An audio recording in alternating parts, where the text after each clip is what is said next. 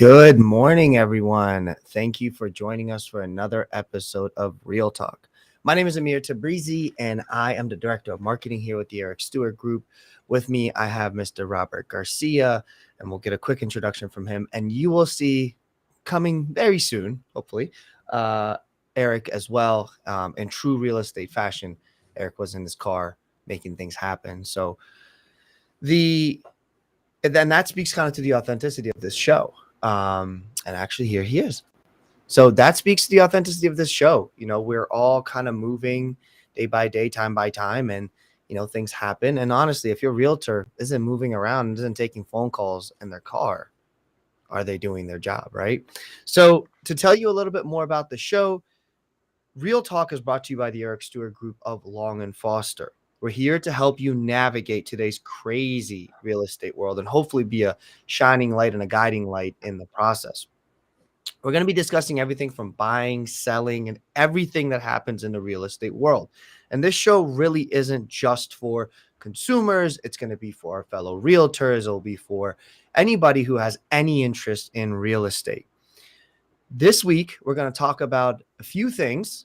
And before I let these guys introduce themselves, I'm going to kind of tell you a little bit about what we're going to talk about. So this week, we're going to focus heavy on what we like to call right-sizing. We don't like the word downsizing. We're going to tell you how to successfully right-size your life. We're going to tell you about two cool methods called the Gnome Method. Yes, you heard that right. The garden gnome method. And also the loading zone. We're also going to deep dive. We're going to take a deep dive into home inspections. We'll try to give you some light in that sense as well. Gentlemen, if you guys want to take a second, introduce yourselves again, and we can start with Mr. Garcia. Yes, good morning, everybody. Thank you, Amir, for having us back again on the show. My name is Robert Garcia. I am the Director of Sales and Operations of the Eric Stewart Group. I've been with the team, I think this is going to be my 19th year that I've been working behind the scenes, out on the field, you name it, right? Wearing so many hats, and grateful to be back on the show. Awesome. And Eric? Can you hear me okay? We can hear you well. Perfect. Good. So, this is my 35th year selling residential real estate. It's what I love to do every day. I love getting up and approaching the process like catching a wave, like surfing. And it's interesting, Amir. I was talking with somebody. It was actually, I think it was my mother. Was visiting my folks, and she said that it's you don't actually make the wave comes and you catch it, right? It's just a question of catching the waves. And so we're as real estate agents looking to catch the waves with our sellers and our buyers. And today I'm so excited to share about some great techniques for how to approach downsizing, or as I call it, right sizing. Awesome. As you guys are watching, if you have any questions for Robert and Eric, feel free to just comment exactly where you're watching this, whether it's on YouTube, whether it's on Facebook. As long as you guys comment, I will get them and I will ask them for you. So without further ado, let's just jump in. We're gonna just kind of go through what our topics, as mentioned today. These are our topics that we'll talk about: right sizing, the Gnome Method. Love the sleepy guy, home inspections, and everything you need to know about it. I know that guy, he just looks like he's having the time of his life. So we're going to start with the Gnome Method. But before we get into it, Eric, I want you to kind of explain to us what is right sizing, right? Like, what is it? And, just how did you come up with the difference between right sizing and downsizing? And as you guys are watching this, you will see on the left side of the screen, this is our right sizing guide. Everything we talk about today and more is in this guide. You can call us at 800-900-9104 or visit theericstewartgroup.com to get your copy as well. So Eric, without further ado, can you just tell us a little bit more about right sizing and what it is and how you can successfully do it, and how do you handle the "I just have too much stuff" objection? Well, first of all, think about where you live in the arc of time, meaning that when you are a child, you live with your parents in a home that your parents have provided, and then you grow up, and then you're on your own as a single, and perhaps you live with a couple of other singles, and then perhaps you decide to buy your first place, and perhaps maybe you get married, and perhaps you have children, and perhaps, right? All these different perhapses. But then at some point, perhaps you have your children grow and like you grew up, your children grow up, and you end up really not needing all the space that you've had. I just went through this process of right sizing my life last year out of the home that I grew up in, that my parents lived in, that our family had purchased from my parents, and then I raised my kids there, and now they're all grown. And so I've gone through right sizing to what I need now, which is a very different home. It's about a third the size of a home that I used to have. In the house I used to have was really filling out all the what ifs. What if the kids come home? What if I need this? What if I need that? In reality, what I have now is even more than enough for what I need on a daily basis. So right sizing is really about finding the right size for where you are in life, and allowing that new living environment. And it could be the same one you're in right now. It could be you stay where you live and you modify it. It could be you move to an apartment. It could be a variety of different places you might consider. But it's that would then empower you to live a more preferable future. You're not maybe encumbered by as much responsibility, whether it's heating, cooling, taxes, or maintenance, or otherwise. Perhaps it's just a change. And so we call right sizing this process of considering what's the right size now, what's going to be the right size in 10 years. And this right sizing guide, which I started writing 15 years ago and have rewritten many times, is just a free publication with about 50 pages that helps you dig into how can you approach getting older, and how do you get rid of your stuff. And so I'll segue, with your permission, right into the Gnome Method. Please do. So, the Gnome Method is just my tongue-in-cheek way of saying there are things in our lives which might have emotional appeal for us. Perhaps they bring a memory, but they don't bring any really lasting value on a day-to-day basis. We don't need gnomes. We don't probably use gnomes very often. I think of the gnomes that were in one of my neighbor's yards that were made of plastic that they plugged their hose into the back of, and it was a sprinkler head gnome. And I think of other past clients of mine, one guy who had a collection of gnomes and trolls. And again, decorative for sure, but not essential, and you think of those trolls with the big yellow wavy hair or purple hair and whatnot, So here's the Gnome Method. It's just when you're trying to decide about anything you own, whether it's time to keep it going forward, or whether it's time to let go of it, is you ask yourself these three basic questions. Do I need this? Do I love this? Do I use this? And, the wonderful thing about where we live in America, you can decide your love for something can override everything else, and you can keep it anyways, right? But you may find that there are things that you've kept, and it's now maybe time to let the item go and maybe maintain the memory of the item. And that looks like maybe shooting a video of the item or taking a picture. Amir, I'll never forget this story. In 1981, when I was a junior in high school, I came back from college and I went to a good friend of mine from high school's Christmas party. And I walked out the front door. It was December 21st or something like this. It was frigid cold. And I heard a scream across the road, on the other side of the road, and down about 4 houses. And I heard that scream again. And so I ran to find out what was wrong, to figure out how I could help. And this man had been shot through the neck and in the clavicle. And this woman is holding his head in her arms. And so what ended up happening is I'm the first person there. I take my sweater off. I take my wool shirt off. I take my cross off. It's like I basically am bare chested. It's about 18 degrees outside, and I've got my jeans and I'm bare chested, and I'm just praying. I'm like, Lord, please help this man, please. I'm crying out to God. Well, the ambulances come, the crowds gather, the guy gets whisked off and ends up at the hospital. I go back to the hospital, and that my sweater was just gone. But the shirt, which I had used years before when I did some backpacking, which had helped to save this guy's life, I was able to retrieve that, bloodstains and all, from the hospital.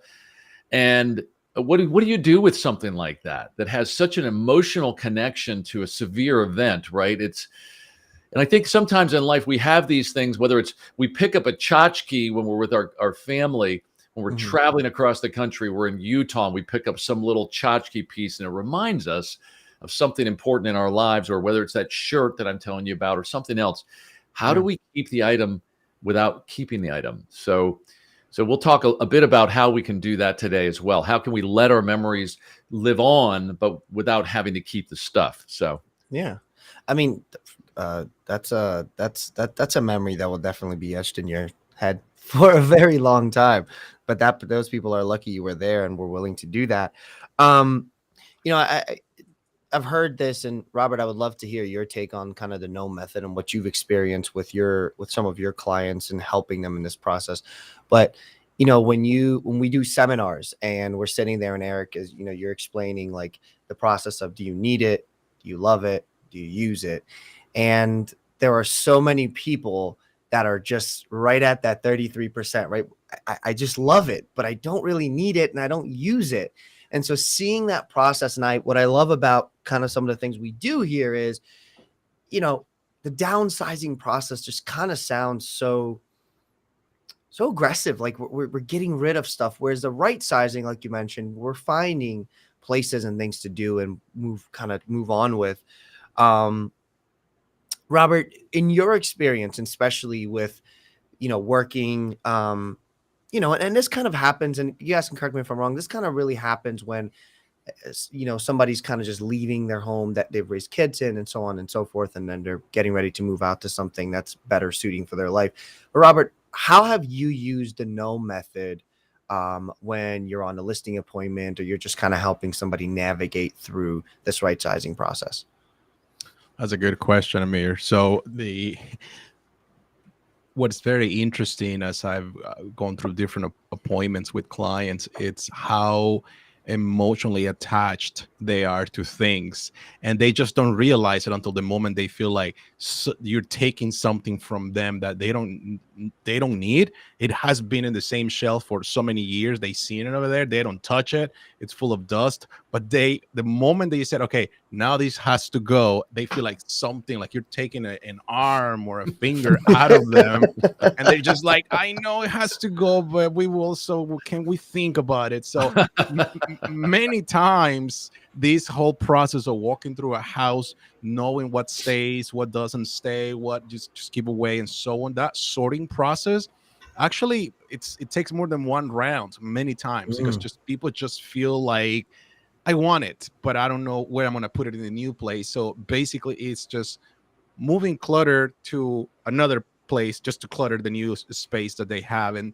that's kind of like always been the challenge, and it's an emotional challenge more than that for so many people that have had so many things in the same place for many years. So helping them navigate that, letting them understand what's the benefit on the process of selling their home. It's very important, because what they have there necessarily, it's not going to make any difference for a buyer to purchase the house, but it does create a visual impact, especially when you're walking through the property and you're, you know, like I will show people pictures of other homes. So like, look at this house. At some point, they probably had a lot of stuff over there. They decluttered this, and look at how it's spacious. Do you agree with me that maybe this is the right thing to do for your property? And then at the end, they decide that's the right thing to do. But it's not an easy process. It has never been an easy process.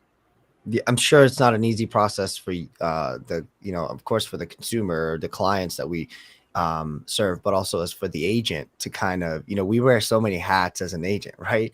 You're the unofficial lawyer, the unofficial accountant, the therapist sometimes, and helping them move through this process. And it's rightfully so, because this is a huge thing that everybody does. You don't go buy a house every year. And especially when you've lived in a house for so long, it's really hard to move out of. So Robert, we're going to step into the loading zone. And this is Eric. This is what I would love to hear, how you came up with this. But Robert, you have come up with a really cool thing that we use here at the Eric Stewart Group. And, you as the director of sales and operations, this is kind of what you specialize in, just finding these different ways that help our clients. After Eric has mentioned about the loading zone, I would love to hear more about your virtual staging process. But leading with that, kind of going into that next step, so we heard about the Gnome Method. And again, if you guys want to download the right sizing guide, you can call us at 800-900-9104 or visit theericstewartgroup.com. And the cool thing about calling the 800 number is when you pick what you're looking for, you're going to be able to somebody from our team will reach out to you. So I promise it's not chasing a phone tree. So let's go into the loading zone. We have options, and Eric, and I'm sure you'll talk about the do-it-yourself, the DIY, or hire somebody to organize to help you. But walk us through the loading zone, and for maybe explain to us what we're looking at really here, and give us a little bit more detail what we can use and how our clients can use this loading zone. Well, Amir, I love this particular story about Jim and Phyllis, who contacted me about selling their home. And I came out to meet with them. They were moving and downsizing or right-sizing into a smaller apartment from a fairly large single-family rambler with a full basement. And I walked in the front door, and there was stuff everywhere. And I mean, lining up the hallways, beds were loaded up in the bedrooms. And then in the master, there was stuff on the foot of the bed, but there was also kind of a line of things around all the perimeter walls. I walked into the master bathroom, and there was this soaking tub and also a separate shower. And the soaking tub was full of stuff. And then I opened up the shower door, and there was more stuff hanging. And I turned around to look at Phyllis, and she said, "Oh, don't worry. We remove that when we take showers." And and I remember that's good just, to know. That's good to know. I just smirked. It was like, this is called coping, I think, with too much stuff when we have too much. Well, anyway, so in order to start a process of getting rid of things, here's the challenge. I think most of us face that we want to start to organize, and we get something off of a shelf and we look at it and we study it and we're like, I don't know if I should get rid of this or not. I'm not sure what I should do or where it's going to go. And that's where the Gnome Method can come in on a specific item. Well, I said to Jim and Phyllis, look, you need to be very focused here in just doing 5 things with everything that you own. And the first thing you want to think about is, do you have something that's really just trash and you should just throw it away? And do you have something that you might donate that would benefit somebody else that you have no need for any longer? Those by far are the biggest boxes that you're going to need, if you will, boxes being bags or whatever you need to put stuff into. Mm-hmm. You want to think about, where can I take stuff that where's it going to go? Is it going to go with me? Is it going to go to my children or relatives, if they'll even have it? Am I going to sell it? Maybe it's got some real value to it. Am I going to donate it, or am I going to throw it away? And that's it. I mean, that's all there is. That's just those 5 things you can do. And of course, in the donation side, you might have something that you would give to a really fine museum that's museum quality. And whereas you might give something else to Salvation Army or Goodwill that would help somebody in need. The point is that if you can get in the mindset, anything you have is going to do one of those 5 things. Go with you, go to the kids. You're going to sell it, donate it, or throw it. And I say throw it, and I also include recycling in that throwaway. Mm-hmm. And so this image that you see here is a bay. It's kind of like a room. It could be a bedroom in your house, or it could be a bay in a garage where you're dedicating that space. And notice at the front is the throwaway and the donate. That's where the majority of stuff is going to go, because we normally don't keep as much as we think we will. We've packed things into shelves and closets, and then we find them. And it's like, oh my gosh, I would never wear that again, right? So now, if it's the St. John's outfit and you're a woman and you want to sell it, it's probably got some real value. But if it's just an old T-shirt, time to either give it away or throw it away. Anyway, so this loading zone, think of it that way. It's the LZ. It's the place where you can go to get yourself organized within the house. Now, Jim and Phyllis, they essentially, they got caught. And here's the catch. They picked something up from the master that really belonged in the garage. And they end up to the garage, but there's, guess what? No room in the garage for anything. So they picked something up in the garage to make room for the thing they brought from the master. And then that thing belonged in the basement. So you go to the basement, open up the storage room, it's packed, and they walk over to the shelf and they find the blender that they were looking for the winter before. They move that blender off and they put the thing from the garage there. And guess what? They go upstairs and they realize, oh, I already bought another blender. I mean, could you hear the disorganization? I mean, it's like That's the extreme. But I said, look, and then you go upstairs from the basement. You're like, gosh, this is exhausting. And then the mailman drives by and you're like, I'm saved by the mail. I'm going to go get the mail, sit down, and then make myself an egg salad sandwich and call it a day, moving 3 things. No. You want to think less efficiently. Okay. I want you to think about that. Think less efficiently. Think of taking something from the master, and maybe you're going to take it with you, or maybe you're not ready to move quite yet, and you need to put it where it belongs. Just take it where it belongs. Right. Stick it on top of other stuff. Use this loading zone as an organizational tool to gather the things into one space, and then remember, put those donation and throwaway things closest to the door, because you're going to be emptying that far more often than you will be keeping, selling, or otherwise with your things. Yeah, I learned that lesson the hard way of not, you put everything in the black trash bag and you put it in that room that you're like, oh, I'll do it later. And then I'm pretty sure 6 months later, that donation bag is still there and my wife is still not happy with me, but that's okay. I'm sure I'll get to it one day. Okay, so that's awesome. So before we get to Robert, and I would love to hear kind of the virtual side of this. So now all of this stuff can be very overwhelming. Right? We can all agree that it's very, very overwhelming. It's not an easy process where it's just a 1-2 step and then things just happen miraculously. But with these changes, with these things that are happening, there is a virtual side to this. And Robert will tell us a little bit more about the virtual side and how things can happen, and how we can make sure your house sells or is on the market at the perfect time, while you're still in this process, right? One thing that I've heard Eric and Robert preach all the time is that timing trumps condition. And we've discussed that last show, and then we'll also kind of go through it again. So Robert, can you tell us a little bit more about the virtual process, and how that works? And then while Robert's speaking, I'll show you guys some pictures. But again, remember, if you guys want any of this information, feel free to call us at 800-900-9104 or visit ericstewartgroup.com to get your own copy of the Rightsizing guide. So yeah, thanks, Amir. So the virtual process actually came out of the necessity to having to make quick physical changes to some of the photography that sometimes was needed. So some people sometimes were not ready for pictures, but timing was more important than anything.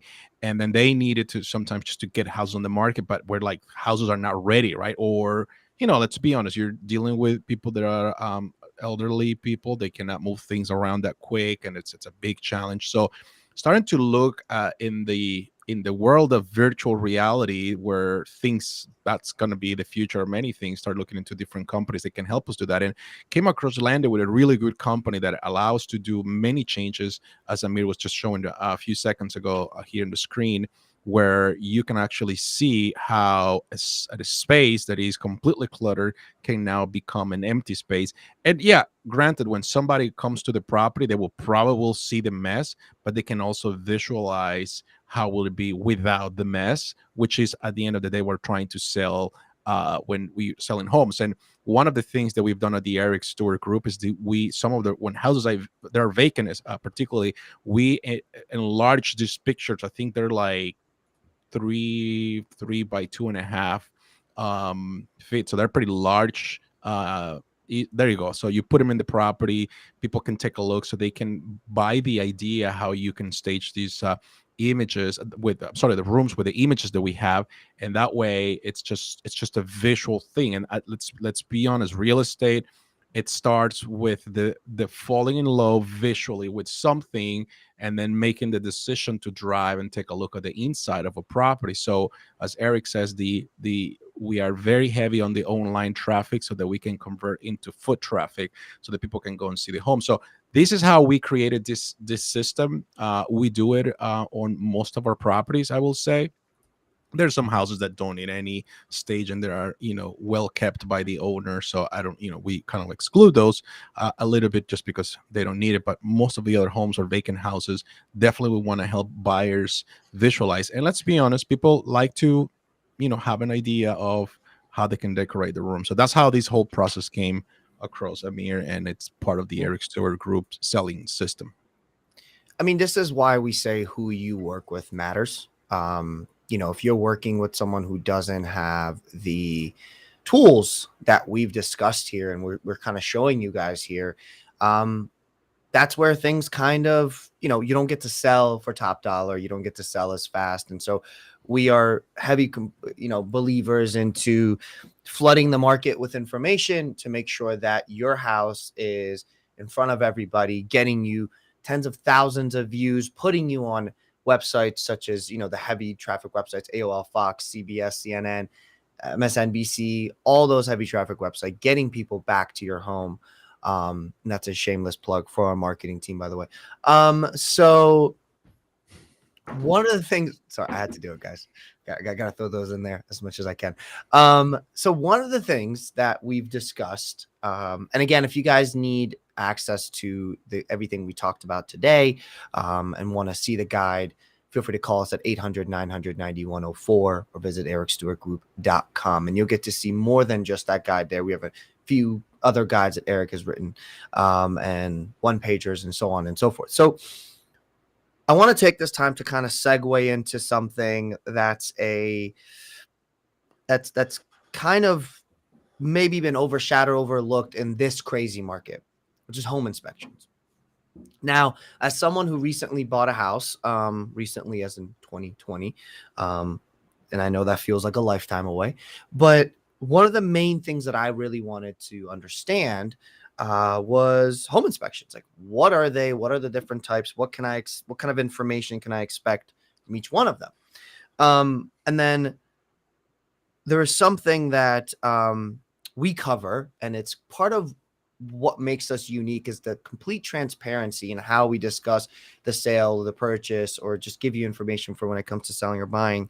We're going to discuss something as a seller. Should I get a home inspection before going on the market? And that's something that we're going to have Eric cover. But before we get to that, Robert, can you just take a few minutes and explain to us what is a home inspection, and then what different types of home inspections do we have? Robert, you are muted, my friend. Yeah, sorry. In a simple way, a home inspection is just basically it's a visual report, right? It's an opportunity that a purchaser has to have a visual report of the things in the property that are not working, they're broken, things that are going to need immediate attention, right? So that these can be negotiated through the whole process while buying the house, or for the buyer to replace later. And of course, for those big things that you have to budget for down the road, right? Like your roof is 20 years old, and another 10 years you're going to have to replace it. So that's basically what a home inspection is, just to give you the information that you need to make a decision at that moment in time if that's the right property for you or not. And that's going to the seller. I'm sorry, to buyers. Buyers pay for an inspection in at least in the state of Maryland, DC, and Virginia. Awesome. So what kind of information should I, as a first-time home buyer, what type of information should I be looking for or expecting when I do a home inspection? Well, it depends who are you hiring. There are all kinds of inspectors out there. There are those that charge just a little to do an inspection, and there are those that actually charge a good fee for also a very good report. So the things that you need to be looking at is structural, right? Any cracks in the foundation, walls, any cracks in the slab in the basement. You're also going to be looking for things that are mechanical, like the plumbing, it's all working, the HVAC, it's all working, appliances are all in working condition, and so on. And then, of course, those things that perhaps it looks like it was a damage in the past, it looks like it was repaired, maybe not done properly. So it's just an indication that you have to do a little bit more digging to find out what happened there. And that's another thing. So it's remember, and it's only 3 to 5 hours in average, depending on the size of the house. You're never going to get to know the whole house in a short period of time, but for sure the things that need immediate attention are going to come to the surface at that moment, and then they're going to make it into a report. Sometimes they put, night photography, videos. Now they're doing drone images of roofs and gutters and so on, and then at that point, then you can discuss with your realtor to coach you and guide you if that's a good investment or not. Gotcha.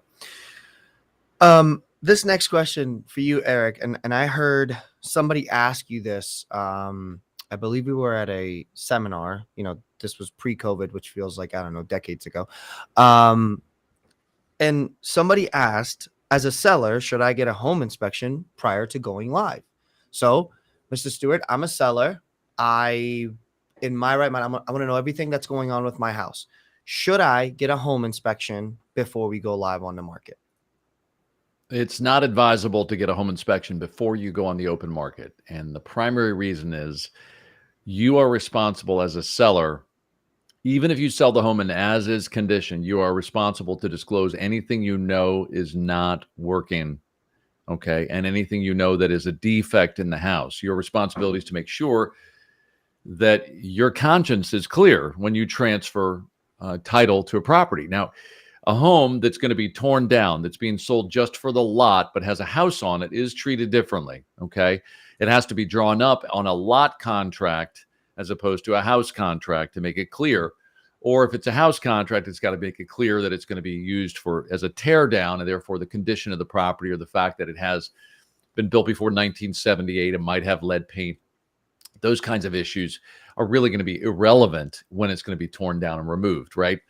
Mm-hmm. But if you spend there's several reasons why I wouldn't do an inspection. Number one is you're spending money to do the inspection, and the buyers are likely to do an inspection themselves. And in the kind of market that we're in right now, most buyers are doing home inspections before they submit their offer, or they're doing it immediately after ratification if there's no competition in the offer.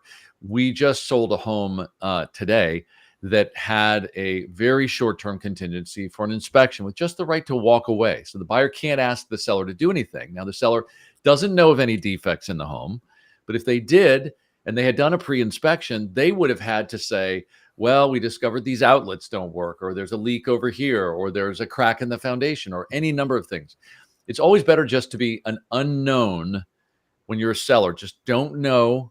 Just let the buyers do the inspection if they want to. Let them spend the money and the time to figure out what's going on. And then if they present you with a list of items that they want you to fix or a report, and they ask you to take care of those things, you then have the right with your agent to discuss, whether you will or you won't, or whether you'll kill that contract, and whether you'll move forward. It'll be up to you as a seller. But don't get too much knowledge about condition before you sell, or you'll have to take care of it all or disclose it all. Awesome.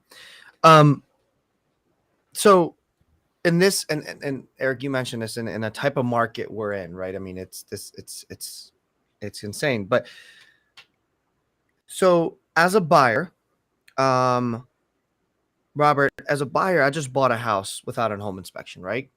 I that was the only way I could get this house. I had to waive all my contingencies, and one of them was the home inspection. Should I be panicking right now?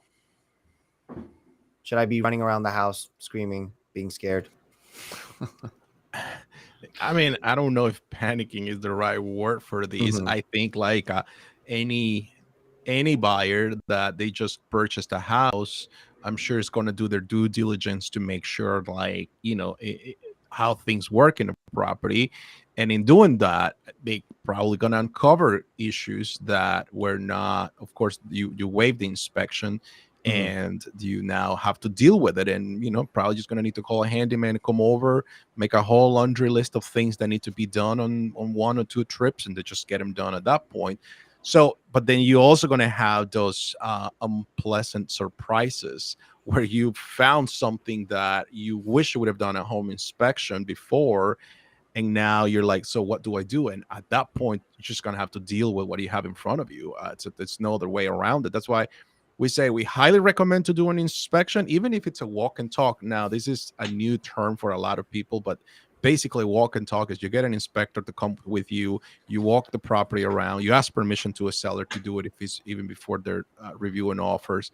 And it takes about an hour or hour and a half, depending on the size of the house. And the inspector just points things to you as he's just looking at, as he's walking with you, and just tells you those things. So even if you had the chance to do that type of inspection, it's still advisable, but it's in this kind of market. And listen, the seller is not prohibiting you from doing an inspection. It's another buyer that is prohibiting you to do an inspection, because they will be the ones waiving an inspection, and which now turns like to be more appealing for the seller to consider that offer, because there has less ways for this buyer to get out of the contract. So that's the way I will do it. But I don't think you have to panic. I think like immediately purchase a house, take care of the things that you think they need immediate attention, get a handyman out there to do a walk and talk with you. And if you really want to have an inspection report, you can still do your inspection after you purchase the house. Just any surprises, you're going to have to deal with it. So perfect segue. My next question to you both was going to be, should I get a home inspection? I just moved in. Robert's suggestion is bring a handyman in. If you want to get a home inspection, do it after. Eric, what are your thoughts about doing a home inspection after you've, you not even after you ratify, but after you have gone through the process, you've closed, you got the keys in your hand?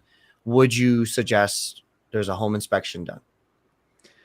Well, I would say no. You spend $400 to have somebody tell you all the things that are wrong. You're kind of in the same place you were as a seller. Now, all of a sudden, you know everything, and you're going to have to take care of everything. Now, does it give you information? Sure. But you spent $400 for that information. Or if you did a walk around inspection, you spend $250 for that information. Whereas a handyman, you could say, hey, I want you to go through, I want you just to check my electrical panel box. I want you to check all my toilets. I want you to make sure my appliances work. And anything that you find that's not working, let me know, and let's come up with an estimate to get that repaired.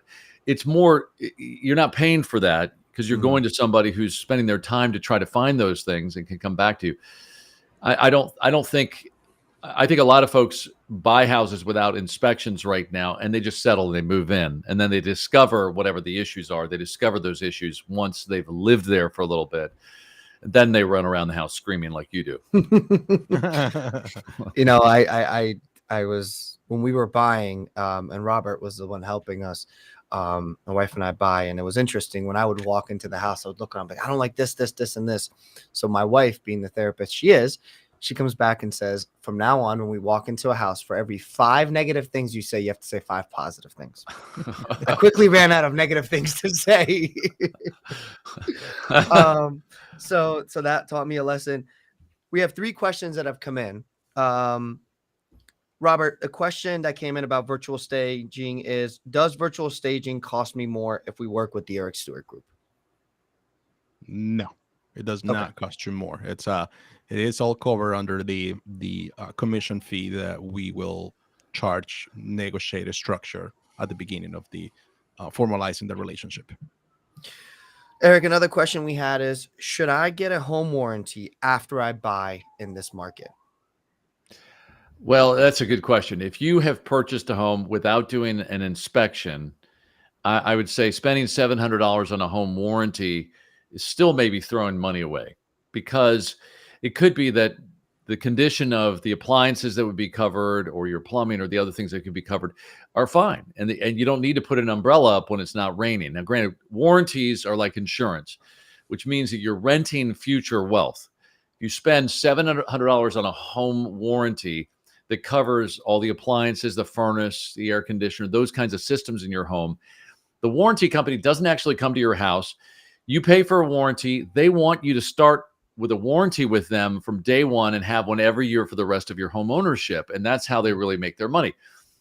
If you're concerned about the age of appliances, if you're concerned about the furnace and those things, it might be a good bet to do it, especially because a lot of appliances don't last like they did in my mom and dad's generation, or when I was a kid. The Maytag dishwasher, washing machine, and dryer that lasted 45 years and still rumbled around and dried things. That things don't go the same way. So balance that. Just know what you have, and then read the fine print on any home warranty you may be looking at. And then the last question for you both. This person specifically asked if you guys can both give your answers to this. So, Robert, we'll start with you. What discrepancies should I expect between an inspector doing the inspection or the walk and talk with a handyman? I mean, I think it's just the amount of time that this person is going to spend with you trying to do the report, the walk and talk. It's like inspector is walking, is talking, you're taking notes, right? If you taking good notes, then you'll know what happens. If you didn't take good notes, then maybe you want to ask permission to the inspector to that you give him your mobile device and you put the recording, and then you're recording the inspector as you're walking through, so then you have some kind of file to go point of reference. Now the other inspection, the full-blown inspection, it actually gives you a report, like, I don't know, 40, 60 pages, depending on how big the house is. And it has like, images, like, in the attic, right? You're not going to go into the attic as a buyer probably, but the inspectors will probably go to the attic and they'll take pictures of the attic, and you'll have probably 5, 7, 10 images of the attic, or maybe they do a video of the attic. So that you do have more resources or points of reference where you can go back and look at something just to say, oh, okay, so, wondering how this was done. That's probably the difference. So I don't know if it's a discrepancy. It's just that in a short period of time, you cannot do that. Now, a good home inspector also have like moist meters. They can do some moist, metering in the basement. They have this thermal camera, so they can see for previous leaks behind the drywall. So they have all this fancy equipment that they can actually allow them to go a little bit deeper without making holes on the walls, and give you a better understanding of your property. So that's probably the big difference when it comes to these inspections. Eric, what's the difference kind of in your experience that you've seen between a home inspection and a handyman, or a home inspector and a handyman? Well, a home inspector has a list of all the things that he's going to check, and electrical, plumbing, appliances, HVAC systems, the electrical panel to make sure there's no double tap circuit breakers.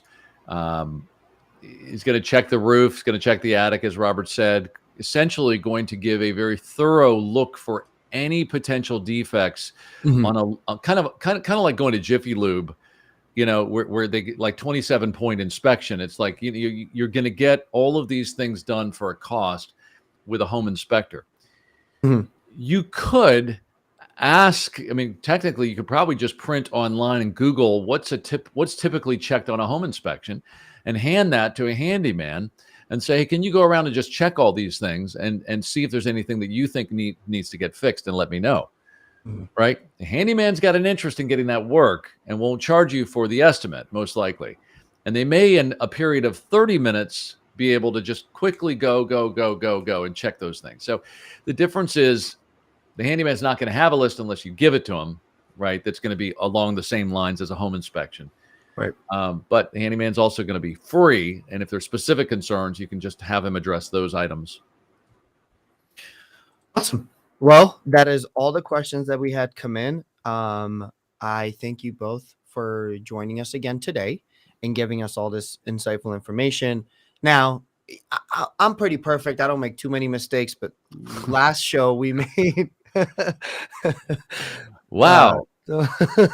Last show I said we'll see you guys a few days earlier, but our next episode will happen on June 1st. I checked the date 3 times, so it's the right date. Finally. Listen, it happens to the best of us. I just wanted to make sure that everybody felt, I still make mistakes. It's okay. We'll see you guys on June 1st. We'll discuss more things about real estate. In the meantime, if you guys have any questions for us, need any help, or just want us to come out and give you a free home evaluation, or if you're an agent in this market and just need help, reach out to us directly, 800-900-9104, 800-900-9104, or visit us at the Eric Stewart Group, not the ericstewartgroup.com. We look forward to seeing you guys next week. And gentlemen, thanks again for joining us. Thanks, Amir. Thanks, Robert. Thank you, Amir. Thank you, Eric. Bye-bye, guys.